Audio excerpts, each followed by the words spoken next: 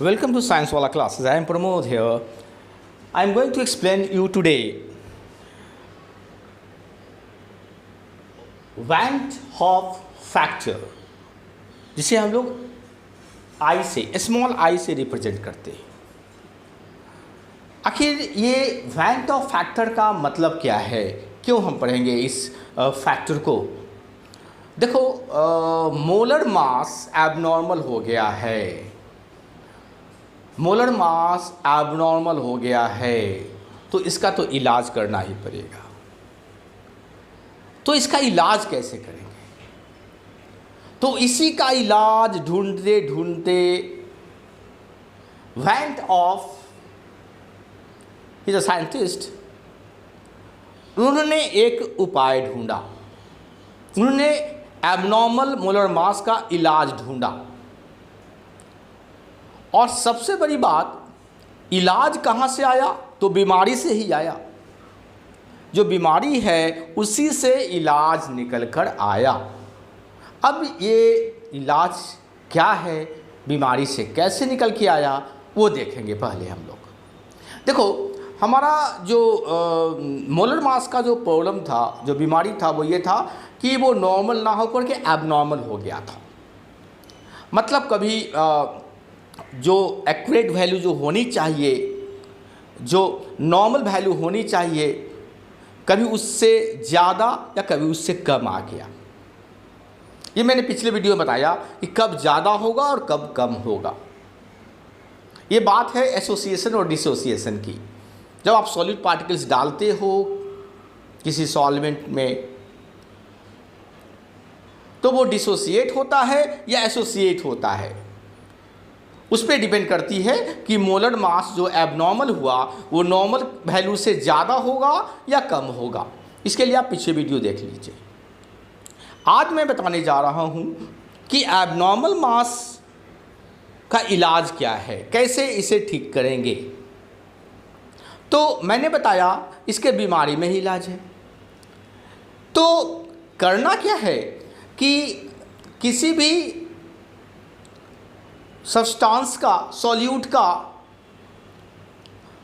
आप नॉर्मल मास ले लो, calculated normal मास ले लो, जो नॉर्मल वैल्यू है, जो होना चाहिए, जो एक्यूरेट है, जो रियल में सही है। कैलकुलेटेड नॉर्मल मास ले लो। मोलर मास कैलकुलेट कर सकते हो, है ना? जो मॉलिक्यूलर मास आप कैलकुलेट करते हो वही तो मोलर मास है, सिर्फ उसको ग्राम में कन्वर्ट कर देना है। Gram molecular mass, molar mass, एक मोल का मास। तो मोलर मास तो आप फार्मूला से कैलकुलेट कर सकते हो अगर आपको सॉल्यूट का केमिकल फार्मूला मालूम है। That is calculated normal molar mass. और क्या करो, कैलकुलेटेड नॉर्मल मोलर मास को आप डिवाइड कर दो किससे? एबनॉर्मल मोलर मास से। जो एबनॉर्मल मोलर मास है, एक्सपेरिमेंटली ऑब्जर्व्ड एबनॉर्मल मास, एक्सपेरिमेंट करके जो हम ऑब्जर्व करते हैं, जो हम पाते हैं, जो एबनॉर्मल है, उस मोलर मास से नॉर्मल मोलर मास को डिवाइड कर दो भैया। वो जो वैल्यू आएगा, जो रेशियो का वैल्यू आएगा, उसको हम कहेंगे स्मॉल आई। स्मॉल आई मतलब वैन 't हॉफ फैक्टर। इसी यही वैन 't हॉफ फैक्टर कहा गया है। अब आप कहोगे भैया इसका क्या फ़ायदा, इसमें इलाज कहाँ है? देखो, सबसे पहले तो आप ये सीख लो कि हम इलाज क्या करने जा रहे हैं। तो इलाज तो सबसे पहले हम करने जा रहे हैं कि आई का वैल्यू निकालने जा रहे हैं। कैसे निकाला? हमने नॉर्मल मोलर मास को डिवाइड कर दिया एबनॉर्मल मोलर मास से। Suppose abnormal molar mass, normal mass आपके पास नहीं है, तो आप कैसे आई का वैल्यू निकालोगे? तब आप ऐसा कर सकते हो, आप कॉलिगेटिव प्रॉपर्टी को डिवाइड कर दो। कॉलिगेटिव प्रॉपर्टी मतलब हो गया आपका relative lowering of vapour pressure, depression in freezing point, elevation in boiling point, ये सब कॉलिगेटिव प्रॉपर्टीज है। मैंने पिछले वीडियो में डिस्कस किया है। इसको डिवाइड कर दो। लेकिन किसको किससे डिवाइड करो ये समझना है। यहाँ पे ऑब्जर्व्ड एबनॉर्मल कॉलिगेटिव प्रॉपर्टी को नॉर्मल कॉलिगेटिव प्रॉपर्टी से डिवाइड कर दो। उल्टा इसका देखो, यहाँ पर ऊपर है नॉर्मल, नीचे एबनॉर्मल, यहाँ पे उल्टा हो गया। एबनॉर्मल कॉलिगेटिव प्रॉपर्टी को नॉर्मल कॉलिगेटिव प्रॉपर्टी से डिवाइड कर दो। मतलब experimentally observed abnormal colligative property divided by calculated normal colligative property. Colligative property का मतलब चाहे तो relative loading of vapour pressure को डिवाइड करो ऊपर नीचे, या नहीं तो डिप्रेशन इन फ्रीजिंग पॉइंट से डिवाइड कर दो, या एलिवेशन इन बॉइलिंग पॉइंट से डिवाइड करो। जो भी आपके पास डेटा अवेलेबल है उसको डिवाइड कर दो तो आपको आई का वैल्यू निकल जाएगा। देखो इसका ठीक उल्टा है, यहाँ पे नॉर्मल ऊपर है एबनॉर्मल नीचे है, यहाँ पे एबनॉर्मल ऊपर है नॉर्मल नीचे है। क्यों ऐसा है? क्योंकि कोलिगेटिव प्रॉपर्टी और मोलर मास जो है वो रेसिप्रोकल होता है, इन्वर्सली प्रोपोर्शनल होता है। मतलब कोलिगेटिव प्रॉपर्टी और मोलर मास देखो रेसिप्रोकल है, इन्वर्सली प्रोपोर्शनल है। ये बढ़ेगा तो ये घटेगा तो बढ़ेगा, इसलिए यहाँ पे उल्टा हो गया। चलो भैया मैंने आई का वैल्यू निकाल लिया, आई बोले तो वैल्यू ऑफ फ्रैक्चर मैंने निकाल दिया। अब आप कहोगे कि इसका फ़ायदा क्या है, इसमें इलाज कहाँ है? इलाज तो बताइए भैया। इलाज ये है कि हमने जो फॉर्मूला पढ़ा था सॉल्यूशन चैप्टर में relative lowering of vapour pressure का, वो क्या पढ़ा था? PA0, मतलब याद रखिए ए को हम सॉल्वेंट बोलते हैं, बी को सॉल्यूट बोलते हैं। हमने पहले ही बोला था भैया कि एक ही नाम मान लो, सॉल्वेंट को ए बोलेंगे सॉल्यूट को बी बोलेंगे।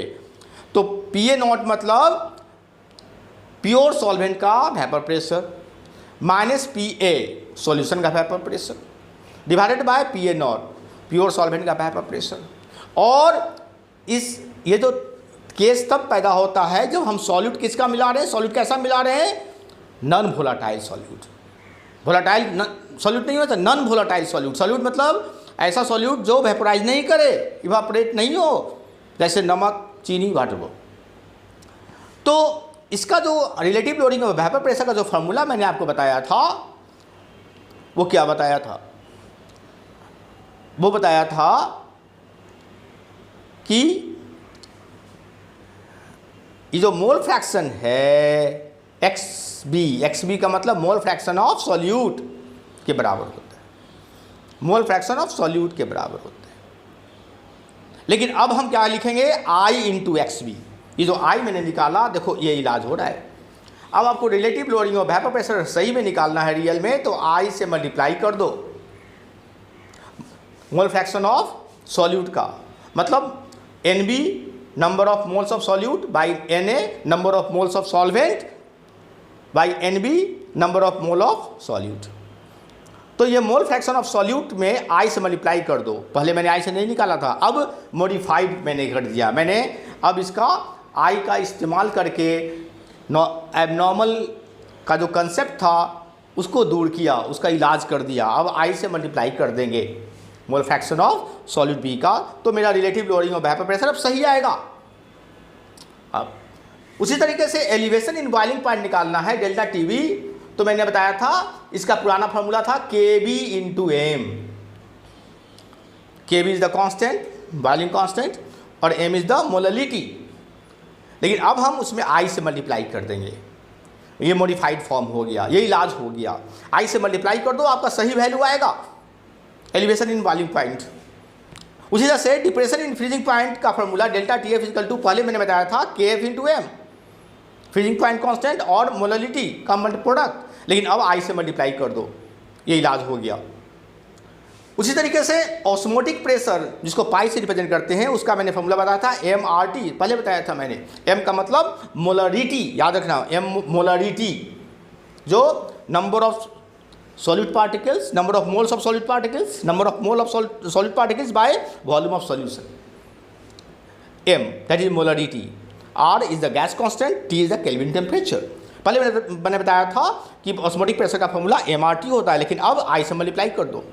तो I से मल्टीप्लाई करने से आपका इलाज हो गया। तो ये जो I है, जो वैन ऑफ फैक्टर जिसे कहते हैं, ये आपके एबनॉर्मल मोलर मास में जो अंतर आ रहा था, क्यों अंतर आ रहा था? क्योंकि हमारा relative loading of vapour pressure का वैल्यू सही नहीं आ रहा था, एबनॉर्मल आ रहा था। एलिवेशन इन बॉइलिंग पॉइंट भी सही नहीं आ रहा था, डिप्रेशन इन फ्रीजिंग पॉइंट भी सही नहीं आ रहा था, ऑस्मोटिक प्रेशर भी सही नहीं आ रहा था, जिसके कारण मोलर मास का जो फार्मूला हम इस्तेमाल कर रहे थे उसमें अंतर आ गया था। ये सारी कोलिगेटिव प्रॉपर्टीज़ है, ये सारे कोलिगेटिव प्रॉपर्टीज़ है। तो कोलिगेटिव प्रॉपर्टीज़ हमारे ठीक हो जाएंगे तो मेरा मोलर मास भी सही हो जाएगा, क्योंकि मोलर मास जब हम कैलकुलेट करते हैं, पिछले वीडियो में देखिएगा, मतलब मोलर मास हम कैलकुलेट कर रहे थे तो उसमें इन सारे कोलिगेटिव प्रॉपर्टी का इस्तेमाल हो रहा था। अब ये सही नहीं होगा तो मोलर मास भी सही नहीं होगा, एबनॉर्मल हो रहा था। अब इस केस में अब ये सारे जो कोलिगेटिव प्रॉपर्टी है अब सही हो गए, तो अब मोलर मास भी आपका सही होगा।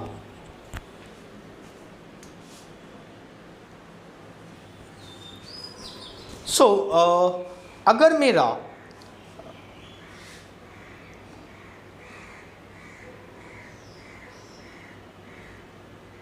P1 not minus P1 by P1 not, ये क्या है? ये है relative lowering of vapour pressure. अगर मैंने ये सही वैल्यू यहाँ पुट किया, सही कैलकुलेट किया विद द हेल्प ऑफ आई, जो मैंने अभी बताया आपको, वेंट ऑफ फैक्टर आई के इस्तेमाल करके अगर हम ये जो relative lowering of vapour pressure calculate करेंगे, अगर इसकी वैल्यू सही होगी तो मेरा MB मतलब मोलर मास ऑफ सॉल्यूट भी सही होगा, एबनॉर्मल नहीं होगा। उसी प्रकार delta TB elevation in boiling point, अगर मैंने I का इस्तेमाल करके, जो अभी मैंने फार्मूला आपको दिया, अगर आप डेल्टा TB I का इस्तेमाल करके करोगे तो ये सही वैल्यू आएगा, एक्यूरेट वैल्यू आएगा, और तब इस फार्मूला का इस्तेमाल करोगे तो आपका molar mass of solute normal आएगा, एबनॉर्मल नहीं आएगा। उसी तरीके से delta TF depression in freezing point, अगर आप I का इस्तेमाल करके करोगे, जो अभी मैंने फार्मूला बताया, तो ये जब ये एक्यूरेट होगा, ये नॉर्मल होगा, तो नेचुरली इस फार्मूले का इस्तेमाल करोगे मोलर मास सॉल्यूट निकालने के लिए, तो वो नॉर्मल ही होगा, एबनॉर्मल नहीं होगा, वो सही आएगा। उसी प्रकार pi that is osmotic pressure, osmotic pressure का फार्मूला मैंने अभी बताया, आई का इस्तेमाल करके मॉडिफाइड फॉर्म है ना ऑफ फार्मूला जो मैंने अभी आपको दिया, आई का इस्तेमाल करते हुए, तब उस फार्मूला आई का इस्तेमाल करके जो पाई का वैल्यू कैलकुलेट करोगे, ऑस्मोटिक प्रेशर का वैल्यू कैलकुलेट करोगे, तो अब ये जब एक्यूरेट होगा तो इस फार्मूला के इस्तेमाल करके आप मोलर मास ऑफ सॉल्यूट निकाल सकते हो, जो नॉर्मल होगा। यहाँ पर भैया WA क्या है? WA is the mass of solvent. ए मैंने पहले बताया, A सॉल्वेंट को बोलते हैं, B सॉल्यूट को बोलेंगे। तो WA is mass of solvent in gram, याद रखना, ग्राम में रखना है। WB is mass of solute in gram, gram में रखना है। MA is molar mass of solute as you know very well. KB is molar boiling point elevation constant. KF is molar freezing point depression constant, R is gas constant and T is temperature in Kelvin. So इस formula का अगर आप सही से इस्तेमाल करोगे तो आपका molar mass of solute normal आएगा, एबनॉर्मल नहीं होगा, और इस प्रकार आपने एबनॉर्मल मोलर मास का इलाज निकाल लिया। Hope you must have understood this topic. Okay, bye.